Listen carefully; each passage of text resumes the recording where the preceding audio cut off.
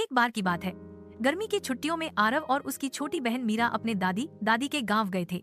गांव शहर से दूर था, लेकिन वहां की हरियाली और खुला आसमान उन्हें बहुत अच्छा लगता था। सुबह सुबह पंछियों की चहचहाहट, खेतों की खुशबू और दादी के हाथों का बना खाना, सब कुछ एक सपने जैसा लगता था।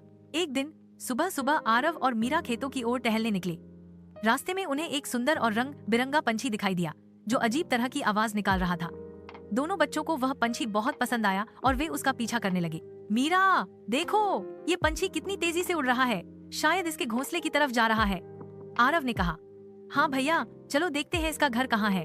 पंछी कभी झाड़ियों के पीछे, कभी पेड़ों के ऊपर और कभी गुफा जैसी जगहों में उड़ता रहा। दोनों बच्चे उसके पीछे पीछे चलते गए और उन्हें यह भी ध्यान नहीं रहा कि वे गांव से बहुत दूर निकल आए हैं। कुछ देर बाद जब पंछी अचानक गायब हो गया, तो आरव और मीरा ने इधर उधर देखा। अब वे एक घने जंगल में थे।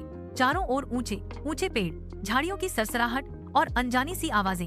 बच्चों को पहली बार डर लगने लगा। भैया, अब क्या करें? घबराओ मत मीरा, मैं हूं ना। हम किसी ऊंचे पेड़ पर चढ़कर रास्ता देखने की कोशिश करते हैं, आरव ने हिम्मत से कहा। आरव एक पेड़ पर चढ़ा, लेकिन चारों ओर हरियाली ही हरियाली थी। कोई रास्ता नहीं दिखा। तभी दूर कहीं से भालू की गुर्राहट सुनाई दी। दोनों बच्चों के चेहरे पर डर की लकीरें खिंच गईं। वे दोनों एक बड़ी चट्टान के पास पहुंचे, जहां नीचे सूखी घास और पत्ते पड़े थे। वहीं उन्होंने एक छोटा सा आश्रय बनाया। रात घिर आई थी। दूर कहीं उल्लू की आवाजें आ रही थीं और आसपास कुछ झाड़ियों में हलचल होती महसूस हो रही थी। लेकिन बच्चों ने एक दूसरे का हाथ थामे रखा। भैया, दादी अब तक हमें ढूंढ रही होंगी। मीरा की आंखें भर आईं। हम कल सुबह सूरज की दिशा देखकर वापसी का रास्ता ढूंढेंगे, आरव ने दिलासा दिया। सुबह की पहली किरण के साथ दोनों उठे। भूख से पेट में चूहे कूद रहे थे। तभी पास के झरने से बहता पानी दिखा। वे वहीं गए और पानी पिया। मीरा ने कुछ जामुन के पेड़ भी देखे और वे फल खाकर थोड़ा ताकतवर महसूस करने लगे। चलते चलते उन्हें कुछ अजीब सी सीटी जैसी आवाज सुनाई दी। आरव ने ध्यान दिया, वो वही पंछी था, लेकिन इस बार उसके साथ और भी कई पंछी थे। उन्होंने बच्चों के चारों ओर गोल गोल उड़ान भरनी शुरू की। ये वही पंछी है जिसने हमें यहाँ लाया था। मीरा चौंकी। अचानक उन पंछियों ने एक दिशा में उड़ना शुरू किया, बार बार बच्चों की ओर देखकर जैसे कुछ इशारा कर रहे हों। पंछी कभी ऊपर उड़ते, कभी रुककर चहचहाते और बच्चों को आगे बढ़ने का संकेत देते।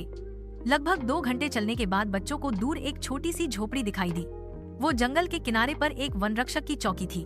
वहाँ मौजूद वनरक्षक ने जब बच्चों को देखा तो तुरंत पहचान लिया। गांव में हर तरफ उनकी तलाश की जा रही थी। उसने बच्चों को पानी और खाना दिया और गांव में सूचना भेजी। कुछ ही देर में दादी, माता, पिता और कई गांव वाले वहां पहुंचे।